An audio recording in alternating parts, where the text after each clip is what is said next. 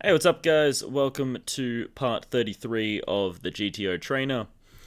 Starting off here on the button with Ace 7 offsuit, open, facing a small blind raise. It's going to be a standard fold. Ace 7, very polarizing hand. We either hit or we don't. No real, post flop playability if we don't hit. And even if we do hit against a small blind, even though they are going to be raising a little bit, or three betting a little bit wider, due to our button open being pretty wide. As you can see, our button opens very wide. Therefore, as you can see on the left hand side, the small blinds three bet's going to be a little bit wider as in response, in reaction, because they can be, because we're so wide. So even though it is still wide, our four bet or even our calling still going to be decently linear and decently tight, and then these polarizing middling kickers just don't really play too well, and we can't even realize our advantage due to being in position. Next hand, we open King 5 clubs in the hijack. We get 3 bet by the cutoff. Going to be 3 betting a little bit wider as a result, but we are in so middle position, a little bit wider than under the gun, like early position, but still very tight. Therefore, the cutoff, even though it's probably a little bit of a wider 3 bet, still going to be a very tight 3 bet here. So we're going to lean towards a fold, even though we are suited, but we are going to be playing heads up out of position with a hand that could potentially get us into a little bit of trouble due to being outkicked in a lot of cases. And just not having a whole lot of equity to kind of fall back on. Just not really playing too well up against their range. Next hand, under the gun +2, very tight, strong, early position open. We've got some offsuit garbage. Nice standard fold. Next hand, cutoff opens. We got an offsuit ace. Once again, going to be a standard fold here. Even though the cutoff, is going to be opening a little bit wider, as we can see with them opening ace 9 off. So as you can see, they are opening very, very wide, but we still, as a result of, having the big blind behind us, we are playing still a 3 bet or fold strategy, as we don't want to allow the big blind to come in behind due to it being a cutoff open. The big blind's able to defend a lot wider. Therefore, we have to tighten up, because if we just call here, the big blind's going to be having at a far higher frequency. It's just going to be more incentivized to come along as well. Whereas if it's more of an early position open, we can kind of call a lot wider, because the big blind is less likely to continue up against a very strong, tight under the gun range, because they have to tighten up as well in reaction. And then, like I said, very similar to the ace-7 hand as well. Probably even worse, because we're more likely to get attached to it, more likely to overplay it, more likely to think it's stronger than it actually is. Next hand, under the gun, very tight, strong opening range, 3 bet or fold strategy from early and middle position, even a little bit of late position versus under gun open, and jack 9 offsuit does not fall within that 3 bet category. Next hand, we open ace-king suited under the gun +2. We get 3 bet by the cutoff. This is going to be a very tight 3 bet from the cutoff, due to 3 betting a very tight under the gun +2 range. I can definitely hear, so it's definitely not a call, it's definitely not a fold. 18 bigs, that will leave 36, so we still have 64 behind, so about SBR of about 2. I can hear a call at a small frequency here. Try to, avoid playing a big pot heads up out of position. Try to keep SBR, allow us a little bit more movability. But I definitely do want to isolate a little bit, try to narrow down what the cutoff range is here, so I'm going to lean towards a 4 bet here. We get a call from the cutoff, so they've now effectively capped themselves. Board comes Queen 8-6, 2 spades.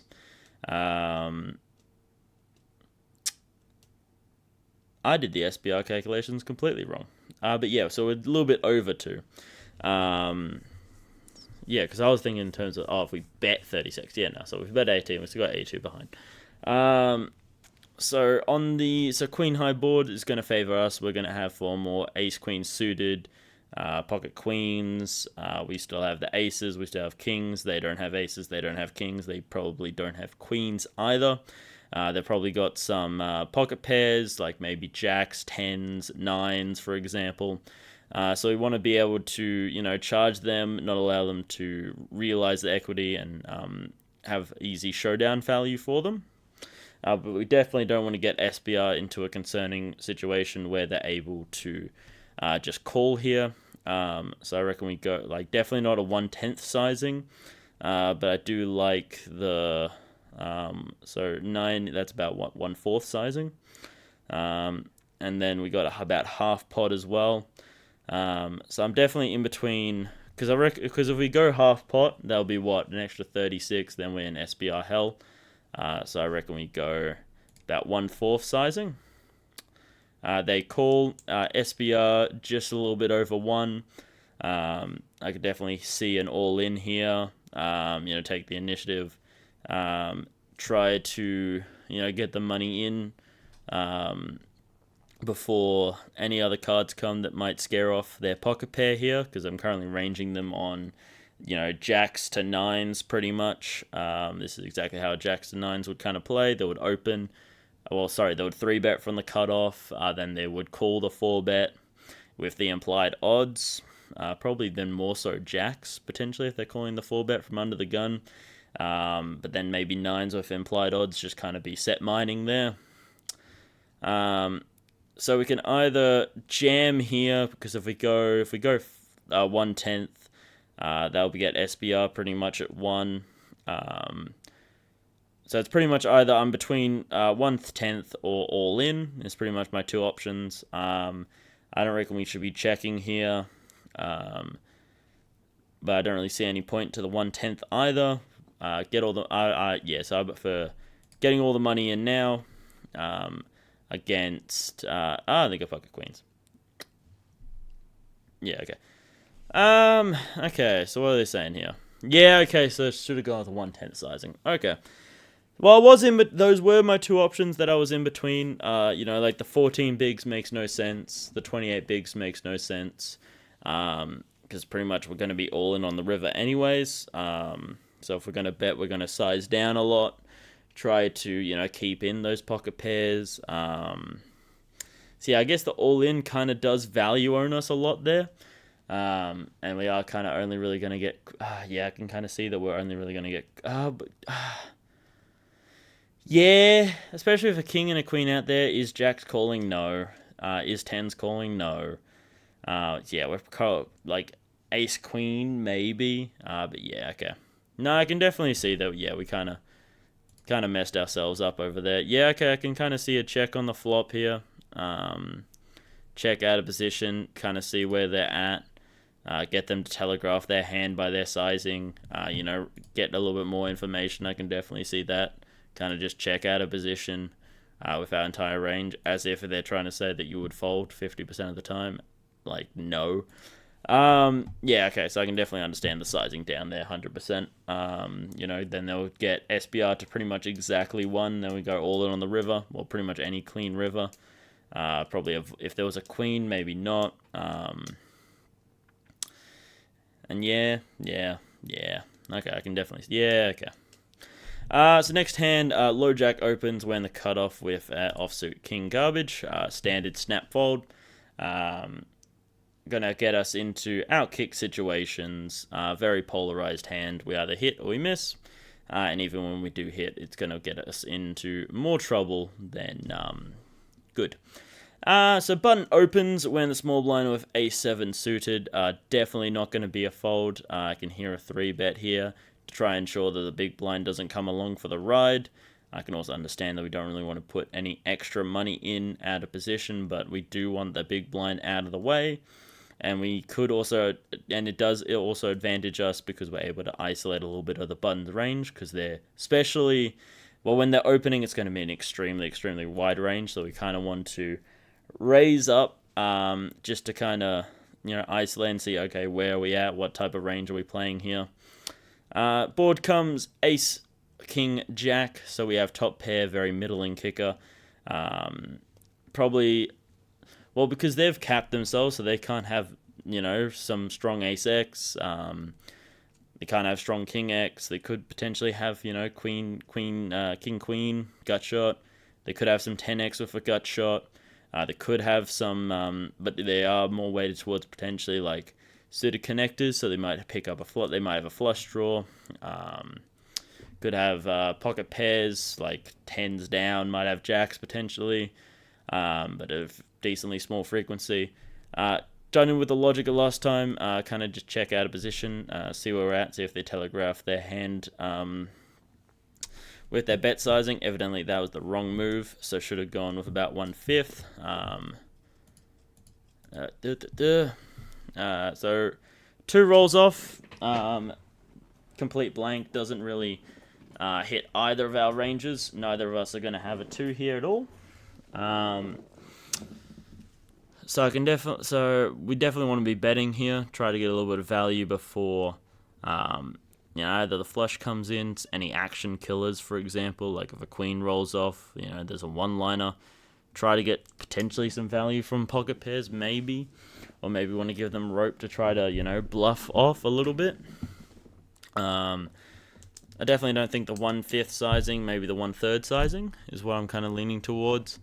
They call. Okay, so when they call there, okay, well, damn. Well, evidently. I played that wrong. And they've just gotten rid of the hand. Alright, safe. Well, I guess we'll never know what happened. Well, okay. Well, that hand's gone. That hand's gone off to the abyss. So yeah, I don't know what happened there. Well, I'm guessing... So I should have gone... Yeah, okay, so... Just kind of bet range. Yeah, range advantage. Yeah, that makes sense. Yeah, okay. No, yeah, I messed that up. That was a bad hand. Next hand here, hijack opens when a small blind of ace-10 suited, standard 3-bet. Once again, don't want the big blind to come in behind. When we get 4-bet, I reckon this is just going to be a snap fold. Wrong move. Call? Why? Is it? What, implied odds? Is that the theory? I guess we are getting good odds to call, I guess. And we are suited. Okay. No, I can hear it. Yeah, okay, okay. So we're calling with all pocket pairs due to implied odds. Calling with suited aces due to implied odds. From pretty much ace-10 up. And then, ace-5 obviously because they love that hand. But yeah, look at how strong and tight that range is from the hijack. Because we are only really, as you can see on our left-hand side, we're only really raising really, really strong stuff. So... yeah, I'm a little bit surprised by that. I guess because we're suited, a little bit extra equity. But I would have thought, we have a lot of concerns of getting out-kicked. We might get a little bit too committed to our hand. We might end up overplaying it. We might think it's a little bit too strong. Get ourselves in situations where we lose big pots. Then we're playing a big pot out, heads up, out of position. Like 44 bigs in there already. Leaving 78 behind. So SBR of about 2-ish with a pretty polarizing hand. Yeah, okay, we are suited. A little bit of post flop, but there's no real maneuverability. So I'd much rather maybe we're just here to kind of it's just here to balance out our 4-bet calling, which that makes a lot of sense. Just try to balance that out. I guess is probably the only real reason that I can really think of here. So we only played 8 hands today because I accidentally opened this up beforehand. So 8 hands, 14 moves, and also we had that other hand, the ace 7 hand that just kind of disappeared into the ether. Probably should have clicked replay hand, but I thought it would have just popped off onto the side into the history, and then we could have had a look at it. But yeah, evidently not. That's a different hand. Okay. Oh, but this is kind of cool. Hang on. Oh, nice. No, well, that's a cool little thing that we can start looking at every so often. But yeah, 8 hands, 14 moves, GTO score of 80%. So main blunders being that A7 hand, not betting on the flop, choosing a wrong sizing on the turn, just overall playing it pretty poorly. And then the Ace-King hand, jamming in a situation where we're probably only going to get called by better and fold out worse. Should have sized down, then got the SBR into a good SBR situation. And also, I believe I picked a bad flop sizing as well. Should have gone that, I think it was 1/10 sizing rather than, what was it? Hang on.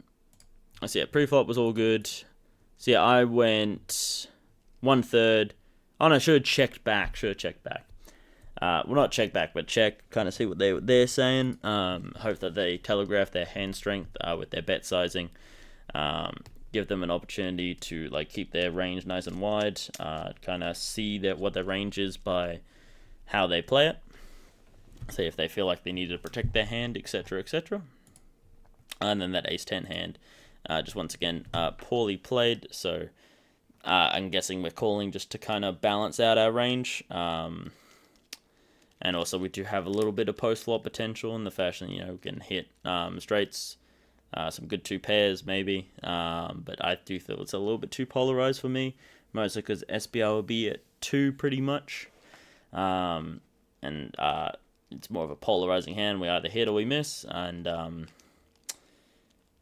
we're most likely just saying goodbye to 22 bigs there, in my opinion, a lot of the time, just because it's going to be such a strong range from the hijack when they're 4-betting there, against what is a strong small blind 3-betting range. So yep, so hope you guys learned something, enjoy yourselves, have a good one, and as always, play well.